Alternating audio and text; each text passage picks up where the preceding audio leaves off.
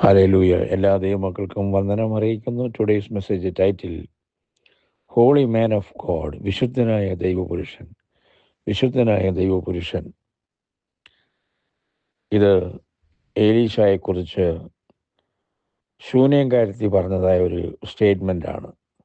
തൻ്റെ വീടിൻ്റെ സമീപ കൂടെ എല്ലാ ദിവസവും മിക്കവാറും ദിവസങ്ങൾ യാത്ര ചെയ്യുന്ന ഏലീശ പ്രവാചകനെക്കുറിച്ച് ഭർത്താവിനോട് പറയുകയാണ്, നമ്മുടെ വഴിയായി കൂടെ കടന്നു പോകുന്ന ഇയാൾ വിശുദ്ധനായൊരു ദൈവപുരുഷനെന്ന് ഞാൻ കാണുന്നു.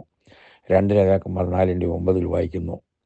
അപ്പോൾ ഒരു ദൈവപുരുഷൻ എന്ന് പറയുമ്പോൾ തന്നെയും അത് വലിയ ഹൈ ക്വാളിഫിക്കേഷൻ, ഒരു ദൈവപുരുഷൻ. എന്നാൽ പിന്നീട് അതിനോട് യോജിച്ച് കിടക്കുന്നത് വിശുദ്ധനായ ദൈവപുരുഷൻ. ഹല്ലേലൂയ.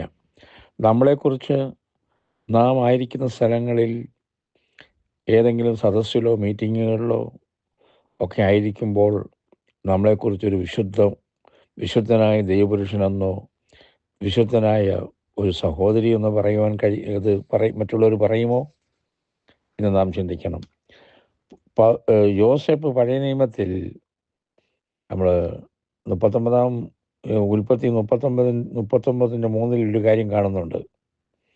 അതായത് യോസേപ്പിനെ പൊത്തിഫർ കാര്യവിചാരകത്തിൽ വീട്ടിലെ കാര്യങ്ങൾ താൻ ഏൽപ്പിക്കുന്നു, ഗൃഹവിചാരകനായി മാറ്റുന്നു. അടിമയായി വിൽക്കപ്പെട്ടതായ ഒരുവനെ ഈ സ്ഥാനത്ത് നിയമിക്കണമെങ്കിൽ യോസേപ്പിൽ എന്തൊക്കെയോ അസാധാരണമായ കാര്യങ്ങൾ പൊത്തിഫർ കണ്ടിട്ടുണ്ട്. ആരുടെയും ശുപാർശയിലല്ല താൻ യോസേപ്പ് ഈ പദവിയിലെത്തുന്നത്. അതെ, പൊത്തിഫറിൻ്റെ ഭാര്യ കോമളനും മനോഹര രൂപനും ആണെന്ന് യോസേപ്പിനെ കാണുന്നുണ്ട്.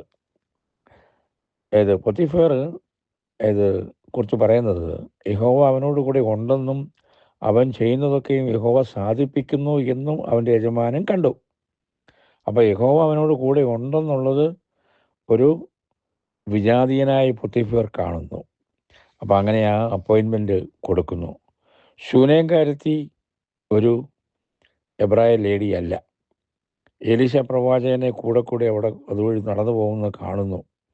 ഭർത്താവിനോട് പറയാണ്, അതെ അദ്ദേഹത്തെ ഞാനൊരു വിശുദ്ധനായ ദൈവപുരുഷനായി കാണുന്നു. ഹല്ലേലൂയ.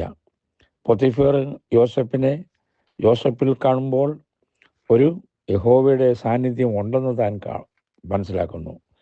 ദൈവമക്കളെ, നമ്മളെക്കുറിച്ച് എന്തഭിപ്രായമാണ് മറ്റുള്ളവർ നമ്മളെക്കുറിച്ച് ചിന്തിക്കുന്നത്? ഇത് പറഞ്ഞുകൊണ്ട് ഞാൻ അവസാനിപ്പിക്കുകയാണ്. ദൈവസന്നിധിയിൽ നമുക്ക് സമർപ്പിക്കാം. ഈ വചനത്താൽ ദൈവം അനുഗ്രഹിക്കട്ടെ.